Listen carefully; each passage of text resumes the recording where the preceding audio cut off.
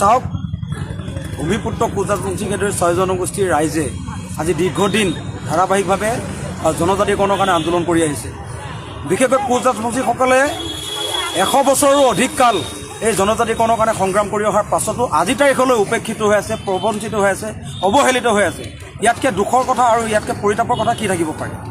আমি কোনো এখন চৰকাৰকে আমি ভাল বুলি এইটো কাৰণে ক'ব নোৱাৰোঁ। কংগ্ৰেছ চৰকাৰে আমাক প্ৰতাৰণা কৰি থৈছে, অসম গণ পৰিষদেও প্ৰতাৰণা কৰি থৈছে, আৰু আমাক বৰ্তমান শাসনাধীষ্ঠ বিজেপি চৰকাৰখনেও 2014 চনৰ পৰাই আমাক প্ৰতাৰণা কৰি আছে।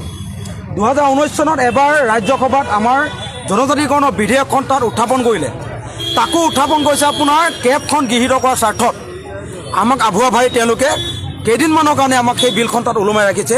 অধ্যাদেশখন তাত উত্থাপন কৰিছিলে, ওলমাই থৈ দিলে। তাৰপাছত কেবখন কালৈ ৰূপান্তৰিত হ'ল, কিন্তু 6 জনগোষ্ঠী জনজাতিকৰণৰ বিধেয়কখন কিন্তু আজি তাৰিখলৈ বিললৈ ৰূপান্তৰিত নহ'ল। সেইটো এটা দুৰ্ভাগ্যজনক কথা। তেনেকৈ কৰি আমাক প্ৰতাৰণা কৰিলে 19 চনত।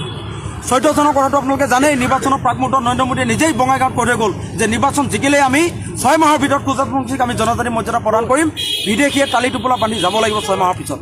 এতিয়া অহাকালি যিহেতু আশীৰ্বাদ যাত্ৰা আছে মুখ্যমন্ত্ৰী মহোদয়ক, আজিৰ এই পবিত্ৰ স্থলীৰ পৰা আমি অনুৰোধ কৰিব বিচাৰিছোঁ, প্ৰশ্ন কৰিব বিচাৰিছোঁ, এই প্ৰধানমন্ত্ৰী নৰেন্দ্ৰ মোদীয়ে 2014 চনত যে কৈছিলে যে নিৰ্বাচন জিকিলে 6 মাহৰ পাছতেই কোজাতবংশী জনজাতিকৰণ প্ৰদান কৰিব, এতিয়া অহাকালি মুখ্যমন্ত্ৰী আমাক ক'ব লাগে সেই নৰেন্দ্ৰ মোদীয়ে কোৱা 6 মাহটো কেতিয়ালৈ পৰিব।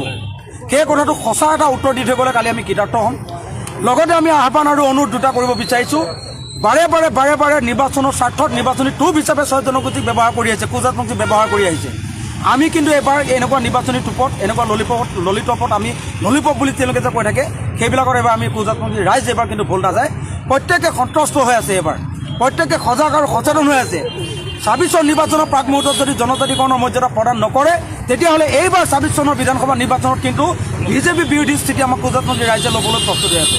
নমস্কাৰ, মই গুৱাহাটী মহানগৰীৰ পৰা মহানুভৱ হোম কেয়াৰ ছাৰ্ভিচ চেণ্টাৰৰ জৰিয়তে আপোনালোক সকলোকে জনাওঁ যে যিসকল ব্যক্তি কাম কৰিবলৈ ইচ্ছুক তেওঁলোকে কথাখিনি যাতে ভালদৰে শুনি লয়। আমাৰ ইয়াত কামবোৰ যেনে যিসকল লোক অসহায়, অকলে থাকে, অৰ্থাৎ বৃদ্ধ বয়সস্থ লোক, তেওঁলোকৰ চোৱা চিতাৰ বাবে বেবী কেয়াৰ মানে শিশু চোৱা চিতা, আৰু কিছুমান কাম যেনে ধৰক ঘৰুৱা চোৱা চিতা, য'ত নেকি ৰন্ধা বঢ়াৰ পৰা আৰম্ভ কৰি ঘৰ এখনৰ সমস্ত কাম কাজৰ দায়িত্ব ল'ব পাৰে। তাৰ বাবে এগৰাকী পুৰুষ বা মহিলাৰ প্ৰয়োজন। সেইগৰাকী ব্যক্তিক আমাৰ ফালৰ পৰা থকা খোৱাৰ ব্যৱস্থা সম্পূৰ্ণৰূপে কৰি দিয়া হ'ব।